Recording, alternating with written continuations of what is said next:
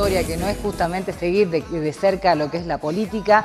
Hablamos mucho de la situación de todos los municipios durante el año, hablamos con los gremios, hemos tratado temas diferentes, hemos ido contando lo que fue pasando a lo largo de este año con el gobierno nacional y un poco evaluando la situación, ¿no? Hemos tenido de todo durante este año, pero lo importante es que vos del otro lado pudiste ir también acompañándonos de alguna manera con los mensajes, con los tweets, con el acompañamiento a través de las líneas telefónicas, con tu aporte inclusive. Así que esperamos nosotros haberte servido y haber sido útiles en este año. Te lo voy diciendo ya porque este es el último programa y como último programa hemos querido, lógicamente, nosotros acompañarte a vos con un poco el aporte de dos municipios importantes en el Valle del Lerma, como es Cerrillos y Rosario del Lerma. ¿Por qué te digo esto?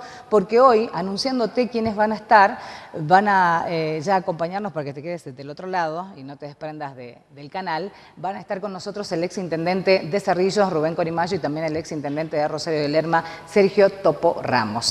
Cada uno con, lógicamente, su situación y contando un poco la percepción de lo que han visto en ese gobierno que ha empezado con caras distintas, con una nueva gestión, como es en el caso de Rosario del Lerma, el joven Ignacio Jarzún, y en el caso de Cerrillos, Yolanda Vega, además también de hablar de políticas y de lo que se viene para el 2017, porque a pesar de no estar dentro de una gestión hoy, no estar cumpliendo un cargo legislativo, etcétera, pero sí están dentro de las filas políticas del Partido Justicialista, así que también vamos a hablar sobre eso. Por otro lado, quien se sumó hace poquito tiempo con nosotros, porque ha tenido bastante respuesta de la gente, es el doctor Emilio Ruiz, que nos habló un poco del tema jurídico, hablando de las sucesiones, el tema de lo que es los terrenos propios o aquellos que usurpan, inclusive cómo se puede actuar en consecuencia de maíz. Ha tenido muy buena respuesta de la gente, así que bueno, hoy también nos acompaña por ser el último programa. ¿Cómo le va, doctor? Bienvenido, buenas noches. ¿Qué tal, Andrea? Buenas noches, ¿cómo estás? Pero nosotros muy bien. Bueno. ¿Usted ha tenido buena respuesta de la gente? La verdad que sí, pensaba que, bueno, la respuesta siempre de la gente cuando uno por ahí trata de informarle es buena y eso también a uno le da la satisfacción de lo que uno está transmitiendo, ¿verdad? Sí. Todas las materias siempre son muy cortitas para tratarla en un programa porque llevan mucho tiempo de estudio, así que siempre lo que uno pregunta, por ahí puede ser que no llenen las expectativas porque básicamente es un tema muy amplio. Acá tratamos todo el tema de lo que es propiedad, tanto registral inmobiliaria como de la del automotor. Así que, pero es un tema muy amplio y bueno, creo que la gente ha ido mandando mensajes y bueno, preguntando sobre todo el tema sucesión, que siempre es un tema medio complicado y por ahí un poco que no le tiene, claro, un poco que le tiene un poco de miedo a la gente. La verdad que el tema de la sí, sucesión, tienen mucho ¿no? miedo, le tienen toda esta idea o este mito de que es muy caro, mejor lo dejo donde está y veremos hasta dónde llega y en el momento que me empiece a ajustar el zapato avanzo y busco un abogado, y en realidad se puede hacer con anticipación. Nosotros hemos venido hablando de este tema y es cierto que dentro de este programa podemos tocar puntualmente algunos casos, pero porque los casos son todos distintos también, ¿no? Es verdad, claro, cada caso tiene una arista distinta. Y bueno, por eso siempre uno trata de hablar en líneas generales, pero en cada caso hay que ver cuáles son las particularidades. Y por ahí nos pasa, cuando nos hacen consulta, a veces que lo lleva otro profesional y nos consultan a nosotros, es que un poco, digamos, tratamos de evitar ese tipo de cosas para porque por ahí uno puede tener una óptica distinta de una forma, de una solución. Entonces, siempre hay que ver todo en líneas generales donde uno se desenvuelve para poder desarrollar una consulta, porque uno por ahí habla y por ahí no le llega de la forma que quisiera. Entonces, claro. Pero bueno, creo que a través de tu programa tratar de explicarle un poco a la gente cuál es informarle cuáles son los derechos, básicamente con el tema sucesorio. No hay que tenerle miedo, creo que hay que hacer el tema de las sucesiones y explicarle cómo se puede manejar la gente con el tema de la sucesión, quiénes son los que pueden suceder, porque no todos pueden suceder. A veces tiene un proceso bastante largo el tema del sucesorio y cada uno tiene una etapa, no hay una sentencia. En el caso de que existan bienes, ya sean bienes inmuebles o bienes de la propiedad automotor, se hace una inscripción de hijuelas, se llama así, no se llama sentencia. Claro. Así que tiene una serie de etapas que hay que ir desarrollando y vuelvo a repetirte, el tema de la sucesión puede pasar que el causante, o sea, el fallecido, deja testamento, que eso se llama una sucesión testamentaria, y la otra, en caso que no tenga el tema del testamento, se llama sucesión ab intestato, es un nombre. Entonces entran todos los bienes, pero hay que hacer una aclaración, entran bienes y entran obligaciones, ¿no? Claro, me imagino también. ¿Y quién se hace cargo de esas obligaciones? También es el tema, porque, por ejemplo, se daba un caso el otro día, nos consultaban, un joven falleció, un joven 30 y tantos años, quedó con muchas propiedades. ¿Quién se hace cargo? Un hijo menor, 5 años, una ex esposa, sin concubinato, cierto, a través de leyes, sino simplemente estaban juntados de hecho, con una separación en el medio. Digo, hay toda una situación complicada en el medio. ¿Quién queda con estas obligaciones y con estas también, con estas cuestiones materiales, ¿no? Sí, bueno, mira, el tema en el caso ese que vos me planteás, el hijo, en el caso, por más que sea menor de edad, digamos, tiene la representación de su mamá, aunque hayan estado separados. La va a hacer en representación de su hijo, pero ella va a quedar como una administradora hasta que el niño cumpla la mayoría de edad, que ahora es a partir de los 18, ¿no? Claro. ¿Y qué participación puede tener la familia directa? ¿El padre, la madre, por ejemplo, los hermanos? Bueno, es que lo que pasa es que ahí tenemos que diferenciar quiénes son los que pueden llegar a entrar como herederos. Sí, que eso es otra cosa, digamos. Ah, bien. En principio es persona humana, y ya te explico el por qué te hago la diferencia. ¿Quiénes son los que pueden llegar a entrar como herederos? Las personas humanas, los niños que están concebidos y nacen con vida, que esa es la condición, y lo que se incorpora como nuevo del Código Civil y Comercial es también los que hayan sido concebidos, fallecido el padre, pero a través de una fecundación in vitro. Eso también, o sea, antes no estaba previsto, ¿no es cierto? Entonces, por ejemplo, por ahí hacían la crioconservación y después la mamá se hace la fecundación. Ese niño también, aunque haya en ese momento del nacimiento ya no esté su papá, pero sí es heredero. Y la otra también es el tema de las personas jurídicas, ya sea a través de una empresa o las fundaciones que el causante, o sea, el fallecido, deja como a través del testamento. Por eso es lo que te hago la diferencia entre persona humana y persona jurídica, ¿sí? O sea, una empresa, un SRL, un SA, que el causante forme para que continúen los bienes. Como yo te decía, en el derecho hereditario entran tanto los derechos como las obligaciones. La mayoría de las veces, en una herencia normal, podríamos decir, no hay tantas obligaciones y sí por ahí más derechos, pero no queda exento de que pueda pasar este tipo de cosas, ¿no es cierto? De que por ahí el heredero, inclusive, si se ve que hay muchas deudas, puede rechazar de presentarse como heredero, ¿sí? El heredero, por más que no esté presentado en el juicio, es heredero, pero sí necesita, para acreditar o para poder ejercer su derecho, hacer la representación en el juicio, es decir, que el juzgado o el juez interviniente lo reconozca, ¿sí se entiende? Se entiende. Esa es la diferencia que también existe ahora, digamos, por el solo hecho de ser una de las personas que tienen el derecho de suceder al causante o al fallecido. Esa misma condición ya queda como herederos, pero sí se tiene que hacer valer en juicio. Bien, y eso siempre a través de la representación legal de, en este caso, el acompañamiento del abogado, ¿no? Sí, no. O sea, el abogado, ya sea tanto un particular como un defensor oficial, es necesario sí o sí el tema del patrocinio o la representación jurídica de un abogado. ¿Qué pasa en el caso de aquellas familias donde hay medios hermanos, que le dicen, ¿no? Que son hermanos que han sido concebidos con otra mujer, lógicamente, hablando obviamente de la persona como el varón, ¿no? ¿Qué posibilidades de reclamar también sobre las propiedades? también tienen, digamos, habría que ver como cuando uno adquiere una propiedad, la adquiere en líneas generales el 50 y 50, es decir, un bien ganancial.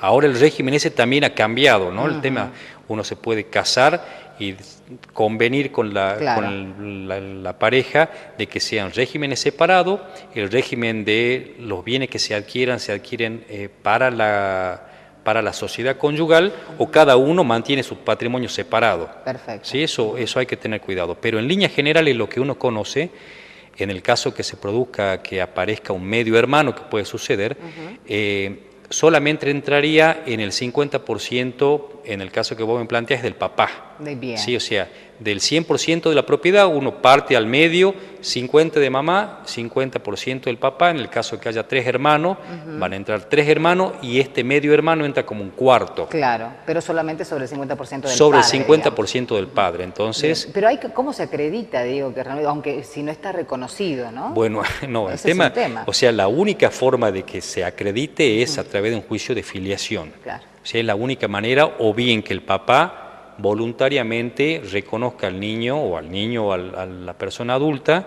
digamos, su condición de padre. Si no, no hay forma, digamos. Es un poco, no es frecuente que la paternidad se la haga post-mortem, digamos, ¿sí? Es muy complicado. Sí. Pero es la única manera porque cuando uno ingresa e inicia el sucesorio, que es lo que hablábamos en las otras charlas, uno tiene que acreditar la condición de el vínculo que tiene con la persona fallecida. Entonces, en el caso de que entre el medio hermano, va a tener que acreditar de que el causante, o sea, el fallecido es papá. Claro. Es la única manera, no hay otra forma. Bien, ¿sí? Siempre tiene que ser un reconocimiento judicial. Bien, dentro de estos casos, hablando de la sucesión, ¿cuáles son los más comunes, doctor, que siempre se dan, que son de consulta permanente? Los más comunes son generalmente los bienes, lo que vos planteás es común, pero no como algo que no está reconocido, sino como lo reconocido. Entonces, inician el sucesorio, entra la mamá con el 50%, sí. Acá se divide entre 3 más el otro hermano y frecuentemente se suele dar, digamos, la partición, porque yo te cuento que tiene varias etapas el proceso sucesorio. Uno inicia con las partidas de nacimiento y acta de defunción, luego se hace una publicación de edicto por 30 días para que la gente se pueda presentar en el caso de que no se haya enterado, digamos, de que el fallecimiento de su padre puede enterarse por edictos de que ha fallecido, entonces uno se puede presentar y hacer valer sus derechos. Así también para los acreedores. Bien. ¿Sí? O sea, para darle publicidad al fallecimiento de una persona, en el caso de que existan bienes, ¿verdad? ¿Y en qué tiempo, digo, uno tiene como para hacer el reclamo? De repente no vio el edicto, no sabe de la persona, está totalmente desvinculada, pasó esta situación, falleció y el tiempo corre. En realidad uno no se entera, sino hasta un determinado tiempo. ¿Hay como un plazo para reclamar? Mira, el nuevo código establece un plazo de aceptación o de rechazo de la herencia de 10 años. Pero en principio la condición de heredero no va a cambiar nunca, ¿verdad? Claro. Pero sí, digamos, en líneas generales lo que vos me planteás puede pasar de que no se entere, entonces para eso están los edictos, pero en el caso que haya reparto de bienes, luego hay una acción que se llama colación, es decir, volvamos todos acá y repartamos de nuevo. Ah, claro. Sí, o sea, por lo no menos de la se podría parte... utilizar todas esas partes que en principio estarían distribuidas hasta tanto aparezca la persona que también está involucrada. No es eso, no es eso. O sea, se podría hacer el reparto, digamos, como corresponde, porque se establece una forma de reparto, pero en el caso de que el hijo extramatrimonial no haya podido hacer valer su derecho, él debería iniciar el sucesorio, o sea, ingresar como heredero y pedir una acción de colación, se llama. O sea, traigan de nuevo los bienes que se puede traer, porque por ahí hay bienes que se venden, entonces habría que integrar con dinero. Los bienes inmuebles, generalmente, digamos, es más fácil, porque a veces no se da la transmisión rápida. Entonces esos bienes sí habría que tallarlo de nuevo. Claro. Pero básicamente se puede hacer sin ningún inconveniente, como te decía. Luego de la publicación de edicto interviene la Fiscalía para decir están los pasos cumplidos, están los documentos necesarios que acreditan el vínculo y sale la declaratoria de herederos. Con la declaratoria de herederos uno puede por ahí, es un paso importante porque uno puede mover el sucesorio. ¿En qué sentido lo moves? En el caso de que haya que hacer alguna financiación, en el caso que haya en el acervo hereditario quede alguna empresa, entonces habría que normar un administrador, pero ya sabemos quiénes son los herederos. Claro. ¿Sí? Entonces cambia, vuelvo a repetirte, un paso fundamental el tema de la declaratoria. Inclusive, me tocó en varias oportunidades que el papá tiene algún depósito, tiene algún cobro de algún bono porque haber sido ferroviario, algún retirado del ejército, entonces tienen una cuenta por cobrar y lo que tienen que hacer es este trámite pequeño hasta la declaratoria. En el caso ese, entonces, se hace el depósito a la cuenta del expediente y se hace el reparto normalmente, digamos, con las proporciones que yo te decía anteriormente, Sí. que en el ejemplo que vos me ponías, si es la mamá, el 50% para la mamá, los 3 más el hijo extramatrimonial, o sea, Sí. serían 4. Bien. 4 más el 50%, ¿sí? Exactamente. El próximo paso es hacer un inventario y avalúo de los bienes que existen en el caso de una casa. Normalmente lo que no se hace el avalúo son de los bienes que no tienen valor, digamos, un televisor. Sí. Si es un bien que tiene mucho valor, sí se lo inventaría. Pero hay que tener cuidado con eso porque eso también luego paga caja y renta. ¿Sí? Entonces, generalmente los bienes muebles uno los deja de costado, salvo que sean bienes registrables como un auto. Claro. Entonces sí hay que declararlo. Y ahí se hace el pago de caja y de renta, Claro, que se establece sobre un eso. porcentaje. Luego de eso viene el inventario y avalúo, se hace la aprobación del inventario y avalúo, y luego en vez de sentencia, el juez ordena que se haga la inscripción de hijuelas en el caso de que se arman lotes, pequeños lotecitos con los herederos, Sí. se hace el reparto de los bienes, y lo que prevé el nuevo código también, que antes no estaba, es una figura de la licitación de un bien mueble o de un inmueble que a vos por ejemplo, suele pasar la casa del papá, que uno no lo quiere, tiene un valor sentimental, Sí. y quedó justo en el lote de algún heredero. Entonces, se puede pedir que eso se lo mande a licitación, uno lo compra y, digamos, el resto se lo termina compensando. Claro. Es una figura bastante interesante que está viendo cómo funciona judicialmente. Bueno, interesante. Digo, interesante. Claro, porque además que no es muy conocido también. No, porque eso está con la Surge reforma ahora. del nuevo código.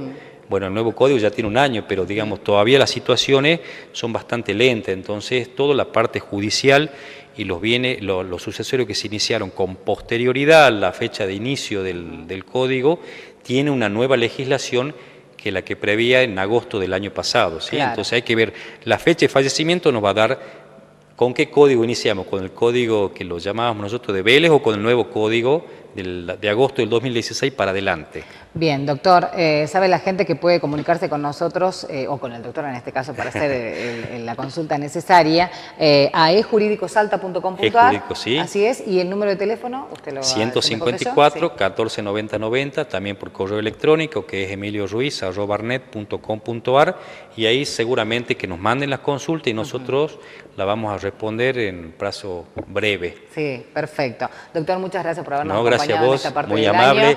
Ya llegando al final. Felicidades también. Claro, felicidades, sí, exactamente. Ya mañana entramos Ya en arrancamos, diciembre, sí. ya arrancamos el festejo en todos Es lados. Así que bueno, será hasta el año que viene si Dios quiere. Si Dios quiere. Así tiene que ser. Bueno, muchas gracias. Gracias a usted. Por favor. Nosotros hacemos un pequeño corte nada más, ya volvemos.